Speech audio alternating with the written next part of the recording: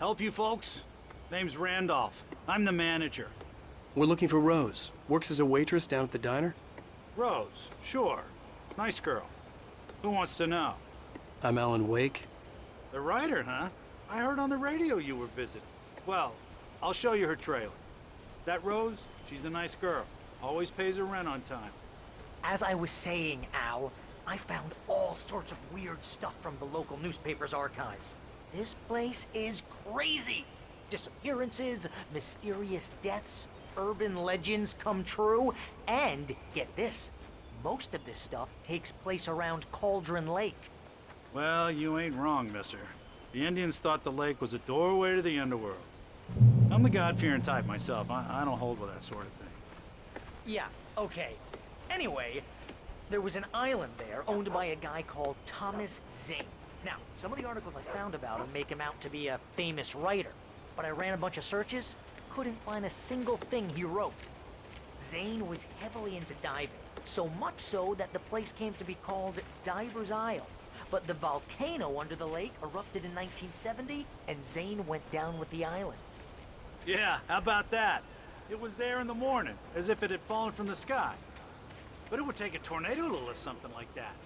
We're damn lucky it didn't crush any of the trailers.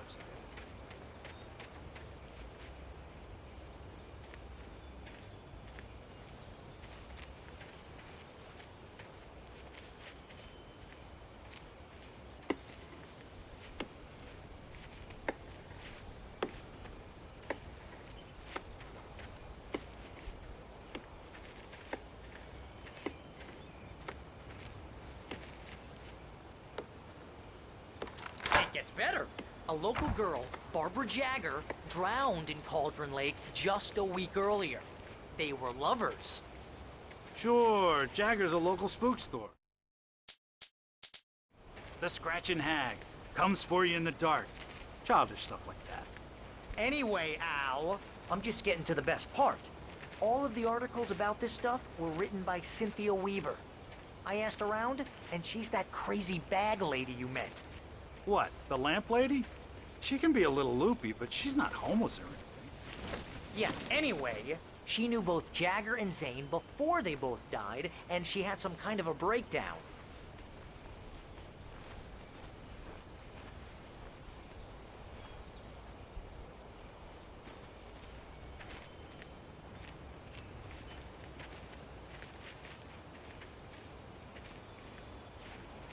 Well, mister, this here's Rose's trailer. You mind me asking what you want with her? We're just here to talk to her, pal.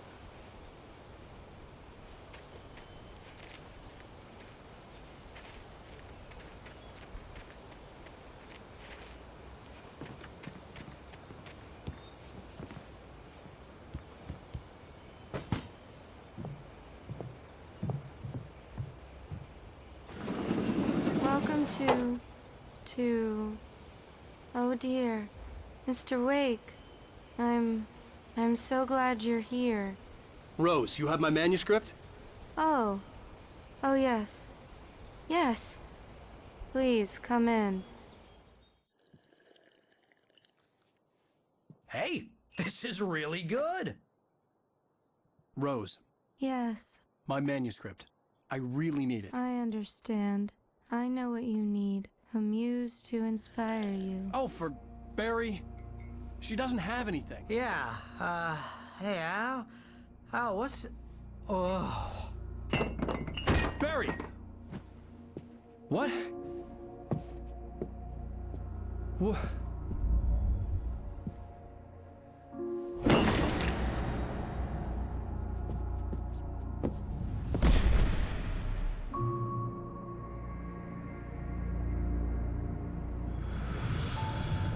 It's coming for you, hiding in my barber's skin. I'm too weak to stop it. You must turn the lights on. I promised I'd come visit you and your lovely wife. You must finish what you started. I insist. You must turn the lights on. Turn the light on. Back to work, boy.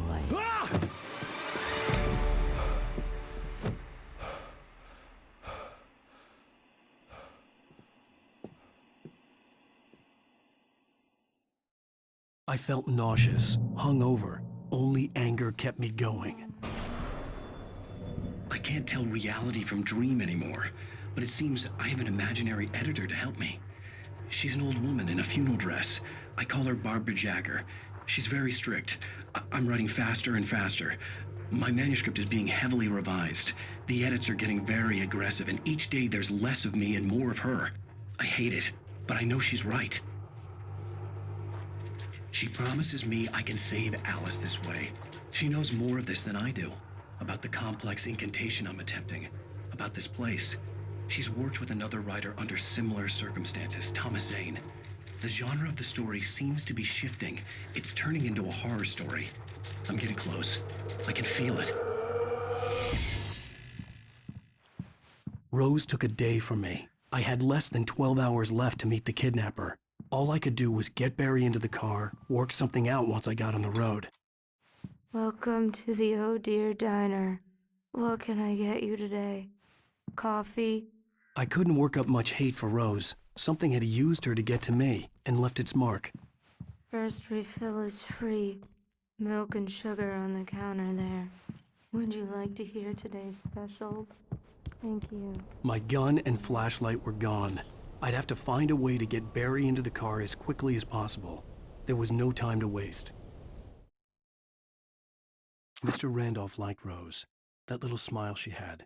How she was still sweet when life had tried so hard to make her bitter. It wasn't any of his business what she did in her trailer. But those strangers, the writer and his smart-ass sidekick, looked like trouble.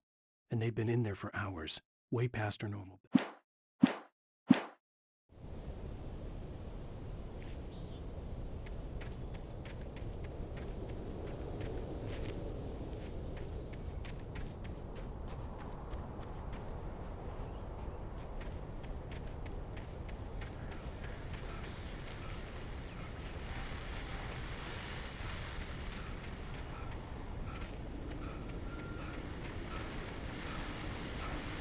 I just stepped outside to catch a breath of fresh air, and let me tell you, the weather's getting heavy.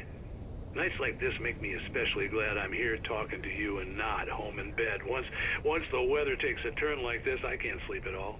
It's all tangled bed sheets and dark thoughts, punctuated by the occasional plunge into nightmare. Is it just me? Well, perhaps it is. But I hope I can make the night a little bit easier to get through. Caller, you're on KBF FM. Hey, Pat, it's Walt Snyder. What's on your mind, Walt? Well, I am the way you are, but, well, I can't sleep either, you know? I just been staring out the window here.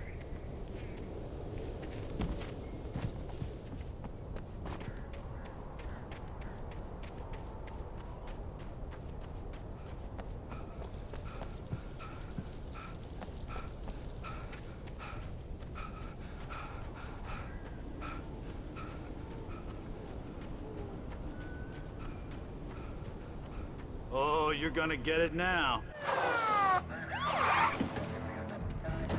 God knows what you've done to that poor girl. This is Agent Nightingale, FBI! Get him up, Hemingway! You're under arrest! You move a muscle, I'll unload right in your goddamn face! Stay right where you are, Spillane!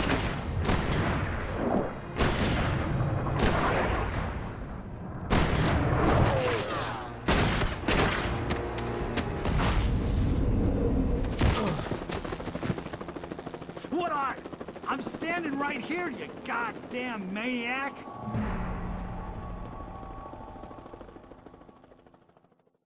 I hated to leave Barry behind, but there was no way I'd miss my appointment with the kidnapper. Give it up, Mr. Wake. Come on. Take it easy on him. Get after him. Don't let him get away. Move it, move it, move it! I'll have your chance if you let him get away.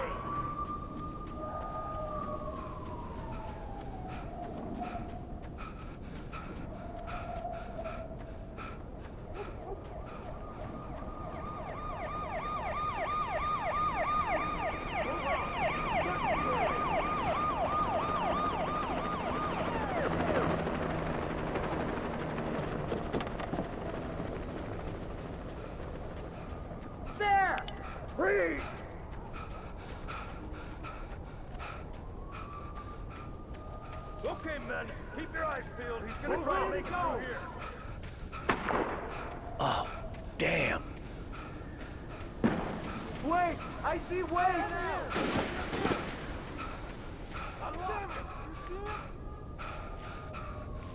He slipped away! Keep an eye out!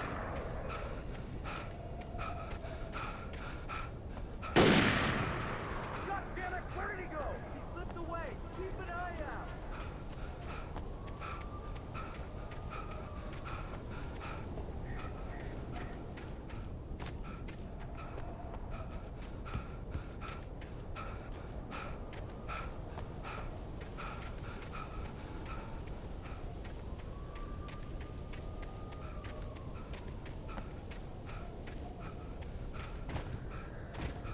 He's gone! Come on, guys! We need to head him off!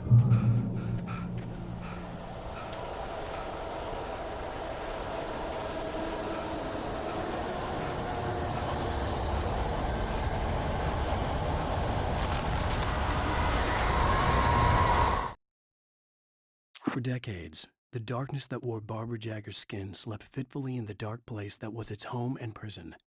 It was hungry and in pain. It dreamed of its nights of glory when the poet's writing had called it from the depths and given it a brief, terrible taste of power and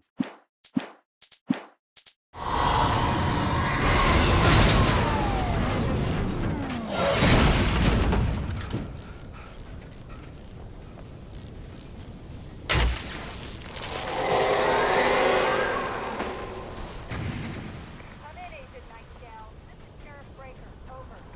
Nightingale, over! What on earth is going on?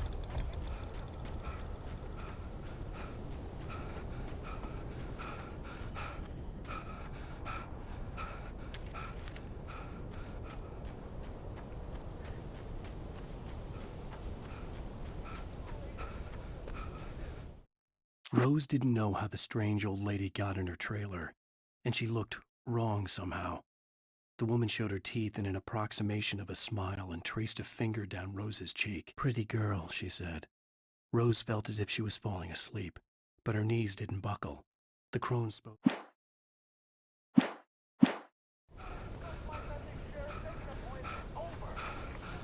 where you are, Agent Nightingale. I'm on my way.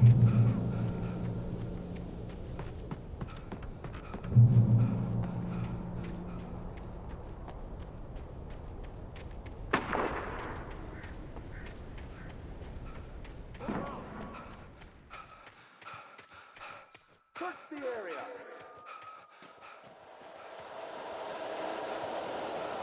Stay sharp!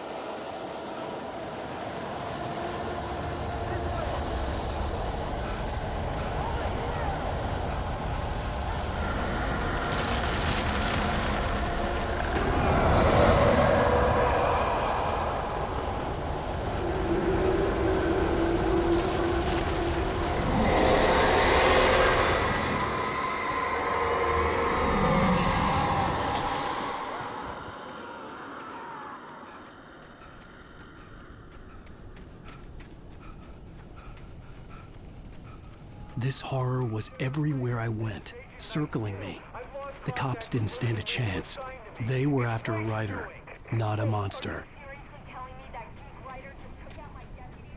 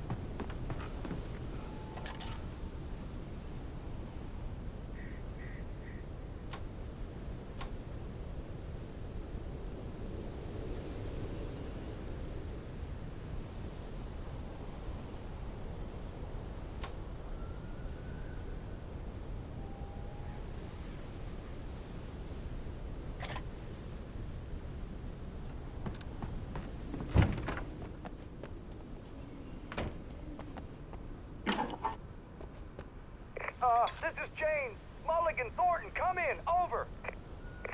Thornton here. Gates, we got both Wheeler and Rose in custody. They didn't put up a fight or anything. Why, they were... Hey, Mulligan, what are you doing? Come on! Sit down and give me that. James, Mulligan here. Over. Go ahead, Mulligan. Over. We got Wheeler and Rose here. Wheeler's drunk or hopped up on something. Speaking of which, that Fed had a pretty distinctive whiff of Otis Scotch about him, if you know what I mean. Over. I don't have anything on that, Deputy Mulligan. Over. Well, whatever. Anyway, Rose is just being plain weird here. You better get documents and take a look at both. Over. Gotcha. You better get them here quickly. The Fed's gonna want to interview Wheeler. Over. I imagined that the broadcast tower in the distance was part of the local radio station. Maine seemed like a decent guy. Perhaps he could give me directions to the coal mine.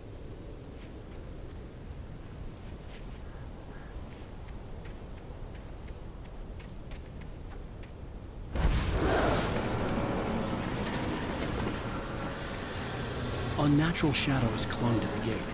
The darkness that was after me was trying to stop me. I wouldn't get through without a light.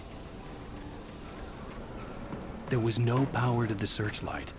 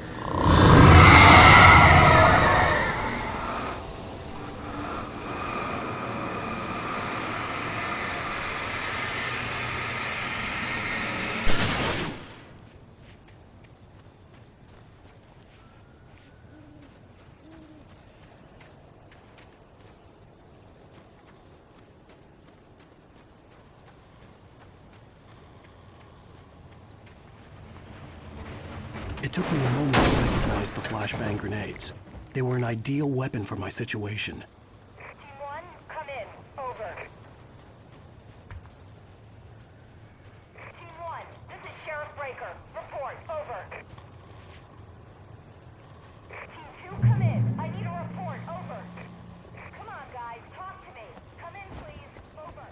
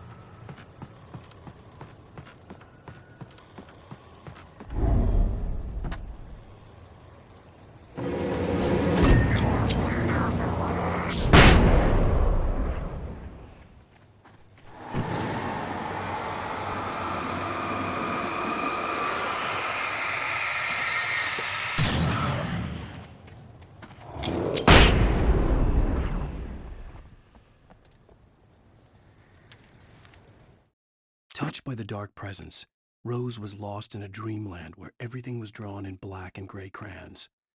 The old lady had promised her that all her wishes would come true. She would be Alan Wake's muse. She was smiling.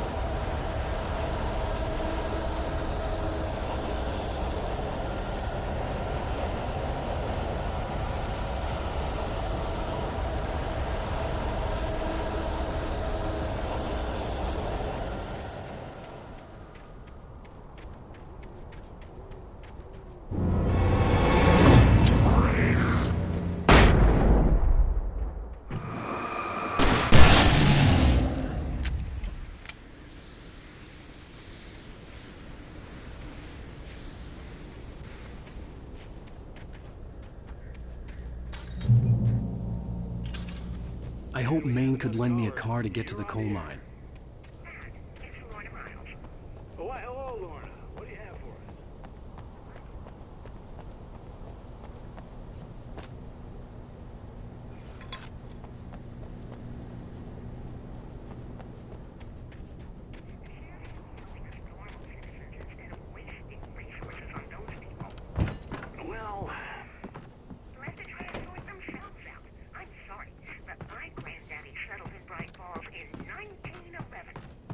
Well, well, thank you very much for that compassionate viewpoint, Lorna.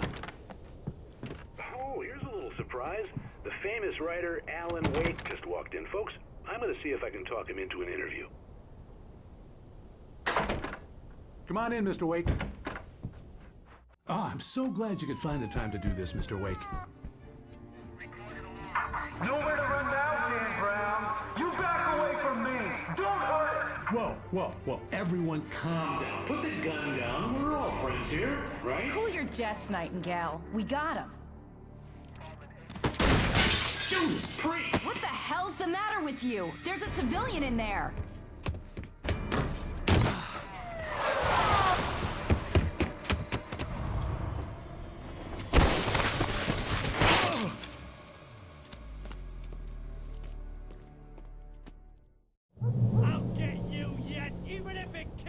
You hear me?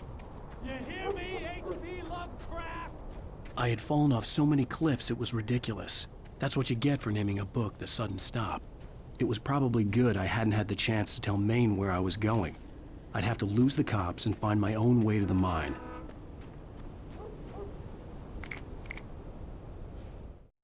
Nightingale stared through the broken studio window into the dark woods. He turned around, started to walk out, but Maine grabbed his arm. "Young man, you almost shot me. You don't shoot off rounds at people like that. What's the matter with you?" Nightingale shook his arm.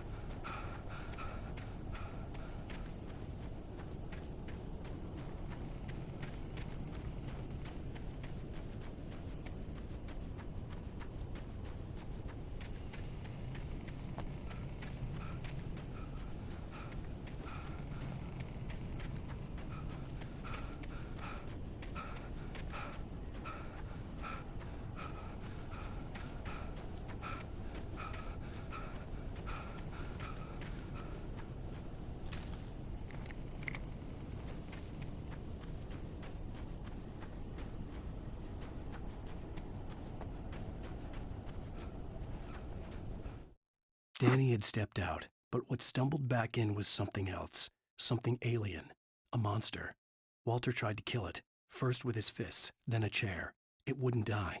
Instead, it kept coming, unaffected by the beating it had taken. After Walter managed to kick it down the cellar.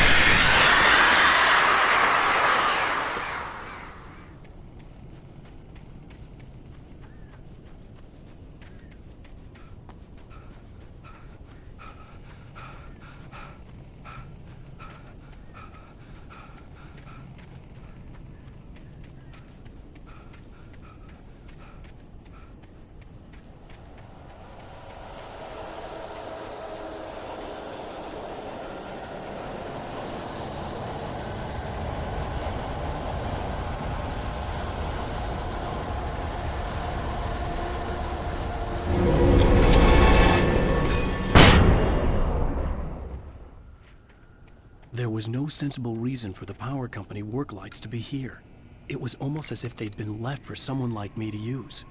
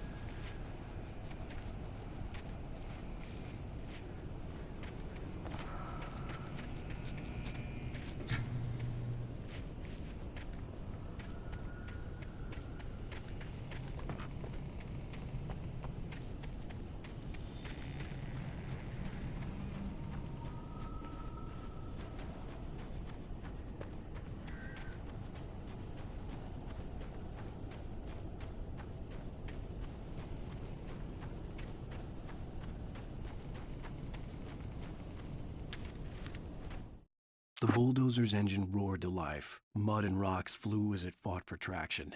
It crashed through the concrete wall and landed heavily in the yard. If it were an animal, it would have shaken its head after the impact, fixed its...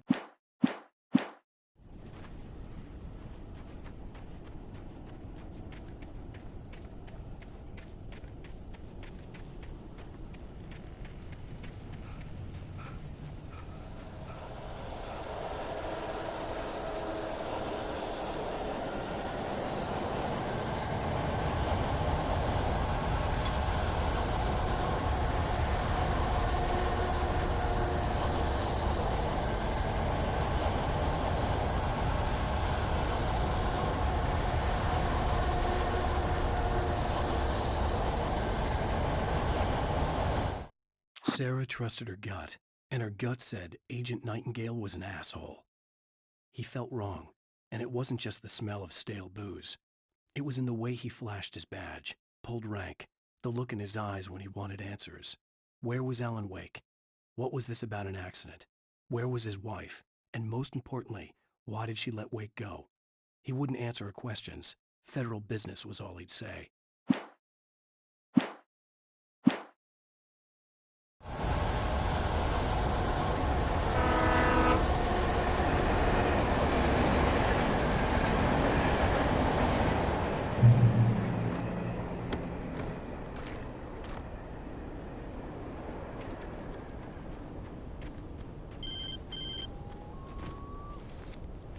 Hello? The most stubborn man I've ever met. Alice? Alice? Alan, I'm so afraid. Keeps me in the dark. Please help me. I look at you, Alan, and it's not you. Something else. Looking out from behind your eyes. Alice, I'm here. I'm so alone here. It's all gonna go to hell. You need to be careful. Cooperate. The connection had been terrible, but that wasn't the only thing that hadn't been right with the call. She sounded wrong somehow, but she had called me.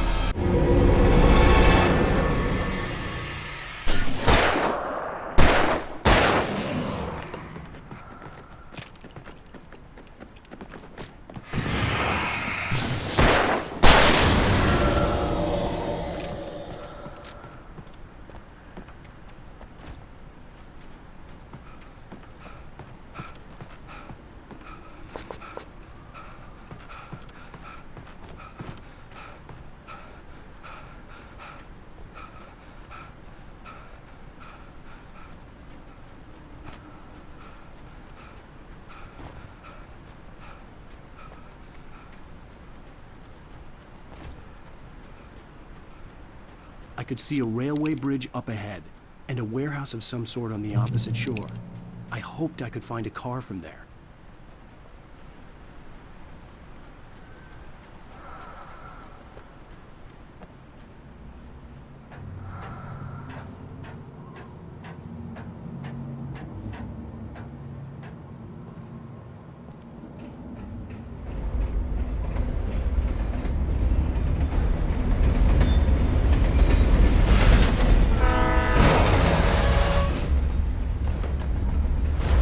That was pursuing me was growing stronger, and it was taking over everything in its path.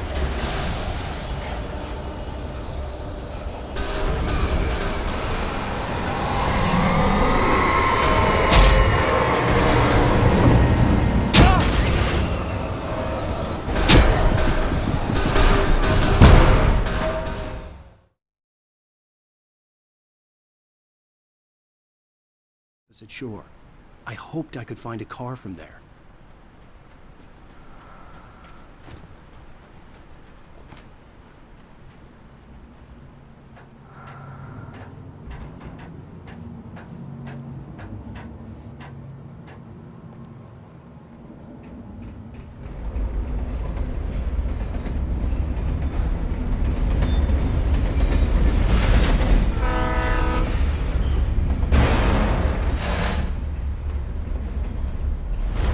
That was pursuing me was growing stronger, and it was taking over everything in its path.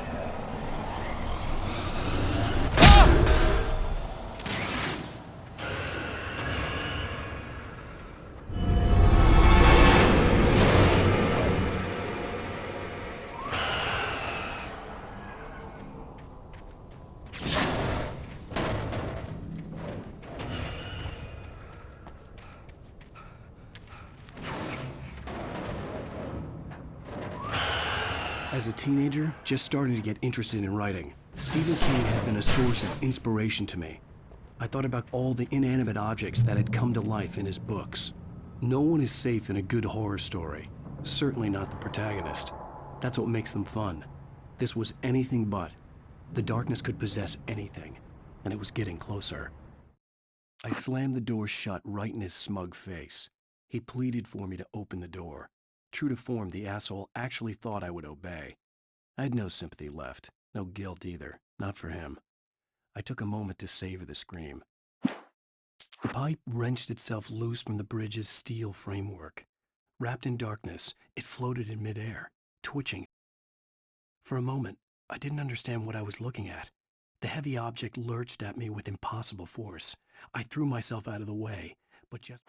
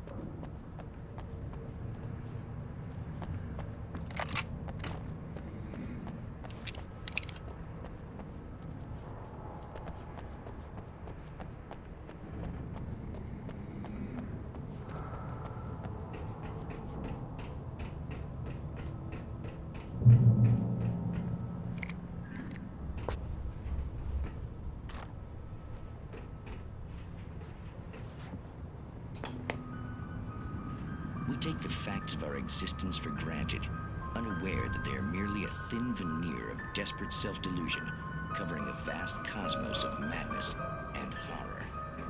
All too often, the stars are right. In Night Springs.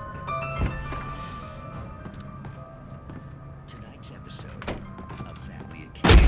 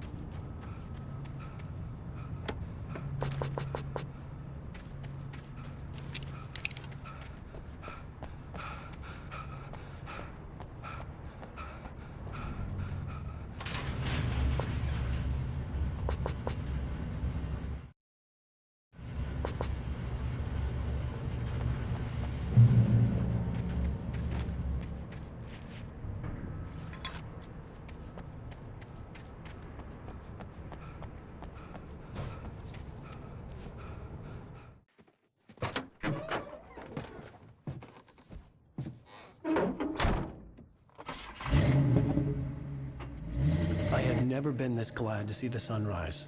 I had a couple of hours to get to the coal mine.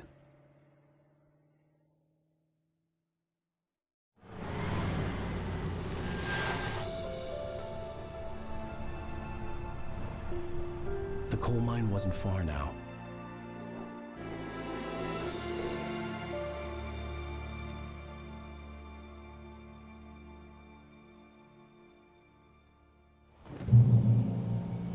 Today, I would meet the kidnapper, and he would give me Alice. I wouldn't give him any other choice. A drowning man will clutch at a straw.